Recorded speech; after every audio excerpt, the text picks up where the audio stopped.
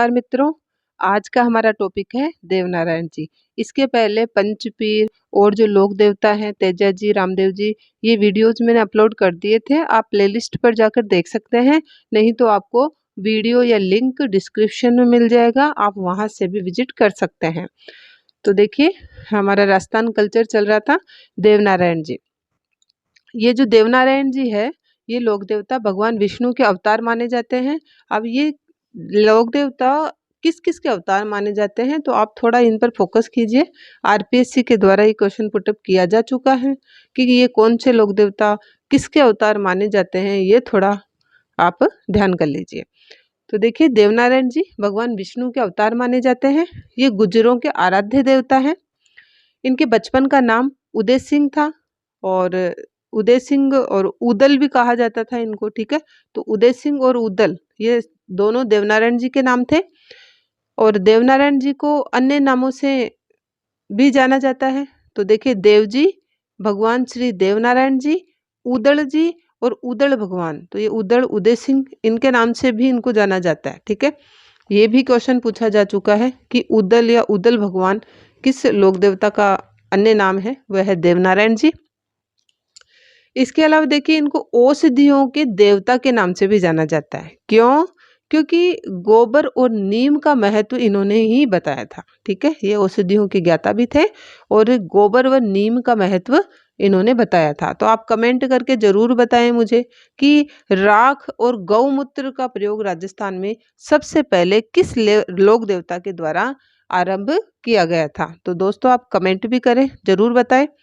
तो देखिए, ये औषधियों का देवता देवनारायण जी को जाना जाता था। और कौन सी औषधि? गोबर और नीम, इसका बहुत महत्व है। और नीम का महत्व इन्होंने बताया, इसी कारण नीम की पत्तियों से इनकी पूजा भी होती है। आज भी इनकी नीम की पत्तियों से पूजा होती है इनके मंदिर में। अब देख लेते हैं इनके बारे में। देखिए, देवनारायण बाबा है तो उनका जन्म 1243 ईस्वी को आसिंद भीलवाड़ा में हुआ, ठीक है। बगड़ावत परिवार में हुआ, गुज्जर बगड़ावत परिवार में हुआ था इनका जन्म। और आसिंद भीलवाड़ा में भी गोठा दड़ावता नामक एक गांव है, वहां पर हुआ था। और ये आसिंद भीलवाड़ा जो इनका मुख्य मंदिर है, इनका जो मुख्य देवरा है, इसके बारे में थोड़े ये फैक्ट आप देख लीजिएगा, बहुत ही इंपॉर्टेंट है ये। देखिए, देवनारायण जी का मूल देवरा कहाँ बनाया हुआ है? इनका जहाँ जन्म हुआ था आसिंद भीलवाड़ा में बना हुआ है, गोठा दड़ावता में। मूर्ति की जगह ईंटों की पूजा होती है। एकमात्र लोक देवता है देवनारायण जी जिनकी ईंटों की, बड़ी बड़ी ईंटें होती है, ईंटों की पूजा होती है, ठीक है। इसके साथ ही आप कमेंट करके जरूर बताएं कि बैलगाड़ी की पूजा किस लोक देवता की होती है। पूजा इनकी नीम की पत्तियों से होती है। अभी हमने देखा गोबर और नीम का महत्व इन्होंने ही बताया था सबसे पहले। तो नीम की पत्तियों से इनकी पूजा होती है। इनके पुत्र और पुत्री थे, देखिए। तो इनका जो पुत्र था, बिल्ला था उनका नाम, इनके पुत्र का।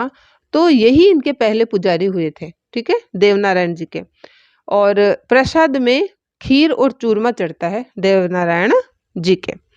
इसके अलावा देखिए, इनके माता पिता देख लेते हैं। तो इनकी माता जी का नाम था सेडू खटाणी और इनके पिताजी का नाम था सवाई भोज। तो बगड़ावत सवाई भोज का मंदिर भी बना हुआ है। तो सवाई भोज नागवंशीय गुज्जर बगड़ावत थे, ठीक है। तो हमने अभी यहाँ देखा ही था कि ये बगड़ावत परिवार से थे। इसके अलावा एक मान्यता भी है कि कमल के फूल से अवतरित माना जाता है इनको, कि भाई इनका जन्म नहीं हुआ था, ये तो कमल के फूल में अवतरित हुए थे। तो ये भी थोड़ा ध्यान रख लीजिएगा। इनकी पत्नी का नाम था पीपल दे और इनके पुत्र और पुत्री थे, इनका नाम था बीला और बिल्ली। बीला और बिल्ली किसके पुत्र थे? देवनारायण जी के। इनके घोड़े का नाम था लीलागर, ओके। देवनारायण जी के मुख्य मंदिर 4 बने हुए हैं, देखिए। तो एक तो हमने इनका जो जन्म देखा था आसिंद भीलवाड़ा में, एक तो मुख्य मंदिर वही है। तो गोठा दड़ावता, अभी गांव का नाम देखा था हमने, आसिंद भीलवाड़ा में जहाँ इनका जन्म हुआ है, यहीं पर मुख्य मंदिर बना हुआ है, बड़ा भव्य बना हुआ है। और दूसरा है देवधाम जोधपुरिया।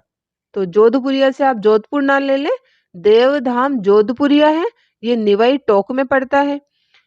तीसरा मंदिर इनका बना हुआ है देवमाड़ी, ये पड़ता है ब्यावर अजमेर में, ठीक है। और चौथा मंदिर है देव डूंगरी, ये चित्तौड़ में पड़ता है, ठीक है। तो देखिए, ये तो मुख्य मंदिर हो गया। और ये 3 मंदिर अन्य हो गए। इनमें से देखिए तीसरा जो मंदिर है देवमाली ब्यावर अजमेर में, यहाँ पर देवनारायण जी ने देह त्यागी थी अपनी, अर्थात प्राण उत्सर्ग यहीं हुए थे, ये बलिदान यहीं हुए थे। कहाँ पर? देवमाली ब्यावर अजमेर में। और कौन सा दिन था? भादवे की शुक्ल सप्तमी थी, ठीक है। भादवे की शुक्ल सप्तमी को देह त्यागा था, इसी कारण यहाँ मेला भी भरता है भादवे की शुक्ल सप्तमी को। इनका देवडूंगरी जो चित्तौड़ में पड़ता है, उसका निर्माण महाराणा सांगा ने करवाया था। क्यों? क्योंकि महाराणा सांगा के आराध्य देव थे ये देवनारायण जी, इसी कारण महाराणा सांगा ने देवडूंगरी में चित्तौड़ में इनका मंदिर बनवाया था। अब देखिए देवनारायण जी की फड़, तो देखिए देवनारायण जी की फड़ राजस्थान की सबसे प्राचीन और सबसे लंबी फड़ यही है। देवनारायण जी की फड़ सबसे प्राचीन मतलब सबसे पुरानी फड़ है और सबसे लंबी फड़ है ये। इसमें 335 गीत हैं, 1200 पेज हैं और 15,000 लाइनें हैं। तो ये तो बहुत बड़ी फड़ है, इसीलिए मैंने ये थोड़ा लिख दिया है, आप ध्यान कर लीजिएगा इसका। तो 335 गीत बहुत होते हैं, तो ये बहुत लंबी फड़ है। और ये देखिए कुंवारे गुज्जर भोपे जो है ये इनकी फड़ का वाचन करते हैं। तो जो अविवाहित गुज्जर भोपे हैं वो इनकी फड़ को बाँचते हैं और जंतर वाद्य यंत्र पर बाँचते हैं। जंतर वाद्य यंत्र कौन सा होता है? तत्वाद्य होता है ये, तो इस पर ये गाते हैं इनकी फड़ को। इसके अलावा 5 रुपए का डाक टिकट 2 बार जारी हो चुका है देवनारायण बाबा पे, एक तो 1992 में और एक 2011 में। तो सितंबर 1992 में और सितंबर 2011 में 2 बार इनके ऊपर 5 रुपए का डाक टिकट देवनारायण जी पर जारी हो चुका है। इनका मेला देख लीजिए, मेला भादवे की शुक्ल सप्तमी में को इन्होंने देह त्यागी थी, तो भादवे की शुक्ल सप्तमी को ही मेला भरता है। मुख्य मेला तो इनके मुख्य मंदिर में भरेगा, आसिंद भीलवाड़ा में। इसके अलावा देवमाली ब्यावर अजमेर में हमने अभी देखा था इन्होंने देह त्यागी थी, इसी कारण यहाँ भी मेला भरता है। और देवधाम जोधपुरिया जो टोंक में पड़ता है, इस पर भी भादवे की शुक्ल सप्तमी को मेला भरता है, ठीक है। तो ये थी देवनारायण जी की डिटेल नॉलेज। प्लीज़ मित्रों आप लाइक और सब्सक्राइब और शेयर जरूर करें। Thank you.